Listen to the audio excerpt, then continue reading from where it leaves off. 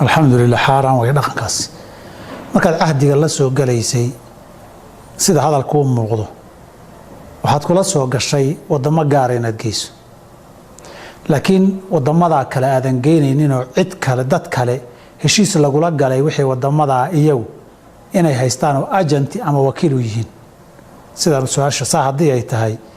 dee heshiiskaad la gashay cahdiga iyo shuruudu in la oofiyey u baahan tahay qofka muslimkan ilaahay wuxuu faray wa awfuu bilcahdi ina alcahda kaana mas-uulan cahdiga iyo ballankoo laga baxana wuxuu sharcigu ku tilmaamay calaamadaha munaafiqiinta oo idaa caahada qadara wey haddii adiga aag lagu siiyey ama adiguba aad gudbisato lagu yidhi aaggaasaad ka iibin kartaa iyo wadamadaas laakiin wadamadaas ma geyn kartid oo cid kalaan xuquuqdaas siinay wadamada kale ma geyn kartid haddaad geysa khiyaamo weeye khiyaamona sida shariicadeenna kuma banaana wabilahi towfiiq waxa uu leeyahay sheekh waxaan alaabta ku soo qaataa inaan geyn karo wadan alaala wadankii aan rabo balse waxaa jira wadamo kale oo wakiil ayagii u joogaan oo ka dulgeeya alaabtii haddana su-aasha sidaas ayaa u qoran ay qadiyadda sharikaduna aynan ogolayn marka isma laha hadalkaa wadankaan raba aan geeyo yahay wadamo aynan ogolayn baa jira curfiga ganacsigee jiraay sharikadaha wax soo saara wadamo kastaba dad baa wakiil uga noqda agenti uga noqda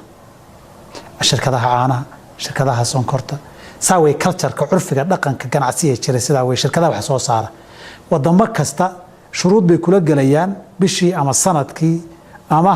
rubuc sanihii kuwaataagii intaa inaad gadatood qaadato wadamadaana adi cid aan ahayn shirkaddu ayna wax ka gadin curfiga horta jira saa weeyaan anigu su-aasha ku saleeyey haddii iyagu ay kugula heshiiyaan wadankaad rabta inaad geyn karto dee wadankaad rabta ad geyn kartaa raalli ahaanshahooda kuma xirna iyagaa khaladka iska leh inay kuu sheegi waayaan waxaan ka hadlaynay heshiiskii shirkadda aad la gashay hadduu ahaa wadamada qaarkood waxaa agentika ama monopoli ku haysta dad baan siinay adna wadamadaasaan ku siinay gee wadankaagii cid kale ma keeni karto adna wadamadii dad kale u xirnaa uma keeni kale waxayna ku salaysantahay heshiiska aad gashay heshiisku waa nooc cahdiga ka mid ah shuruudiisa shuruudana in la fuliyaa waajib haddii shuruudday kula galeen iyo heshiisku meel kasta dunida inaad geen karta ahayd dee meel kasta waad geen kartaa